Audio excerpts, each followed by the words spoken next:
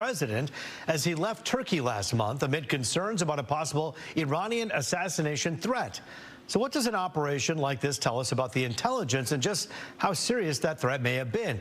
Retired Naval Intelligence Commander Dr. Paul Chabot joins us live with a look and kind of a lift behind the curtain, if you will, about how these things could actually go. And Dr. Chabot, always good to see you. Thanks for joining us here tonight.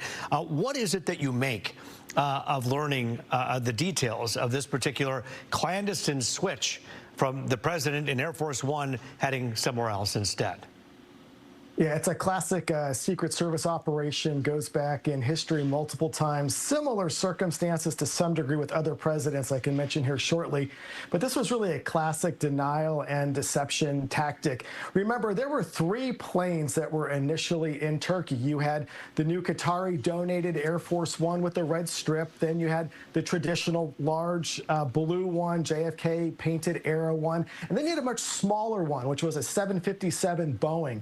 That's the one where Trump was sort of huddled onto and departed out to Britain. And when he was there, he met up then with the other 2 planes and then boarded the new Qatari plane back home. There's a lot we know and there's a lot we don't know, but I do assume that the leak here at least will provide some assurances to the American public that the Secret Service is well on top of threats to President Trump and all of our officials. Yeah, the president releasing a statement in the last few hours on his Truth Social, essentially saying, look, you know, I don't really know a heck of a lot about this. I was simply doing what the Secret Service told me to do, trusting that they know what they're doing, and they certainly do. But I do want to ask you about the question that some people may not be able to answer, but you know, if we knew that there could be a potential threat against the blue Air Force One, the old one, yet you still had White House staffers on that plane and members of the media.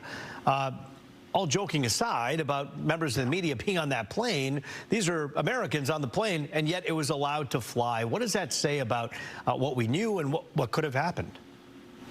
Yeah, so there was other forms of intelligence that were coming in, some Israeli, allegedly, and then some from our own individual sources. We won't know, and we probably won't know for quite some time if we all do. I would say that to allow that plane to depart, if it was a specific target, would have been very dangerous for our country to have had that plane dismantled or attacked.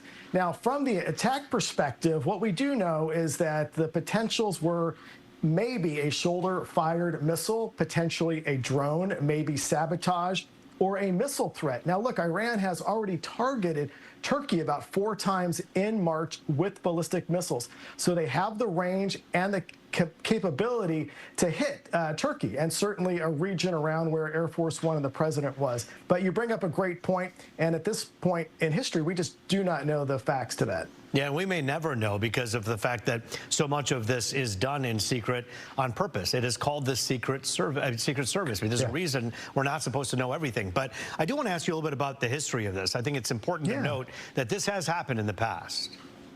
You know, it really has. You had Clinton with Pakistan in 2000, basically arriving in Pakistan on a different aircraft. You had President Bush in Baghdad in 2003 going in during Thanksgiving. You had Obama into Afghanistan in 2012, and they only selected a few reporters. They didn't know where they were going. They approached a blacked out Air Force One in Andrews Air Force Base and departed. But the one that's most realistic to this episode is Biden. When he traveled to Ukraine in 2023. He flew on an identical craft of a 757 that Trump used to depart Turkey to go to Britain. Biden went on a 757 to Poland, landed in Poland, then took a train into Ukraine, all orchestrated by the Secret Service and obviously a very successful mission of safety for the president and his staff. We're all grateful for the Secret Service and the work they do, protecting so many of our important presidents and all of their staff and the media who travels with them. So an important story and one that you can only start to shed light on, and the rest, again, is going to be secret. But you know what? It's always good to talk to you. Retired Naval Intelligence Commander Dr. Paul Chabot, thanks for your time tonight. My pleasure. Thank you, sir. Rich, over to you. And Roop, it's pretty quiet out there. We could see some patchy fog. It's mild, it's muggy. Temperatures still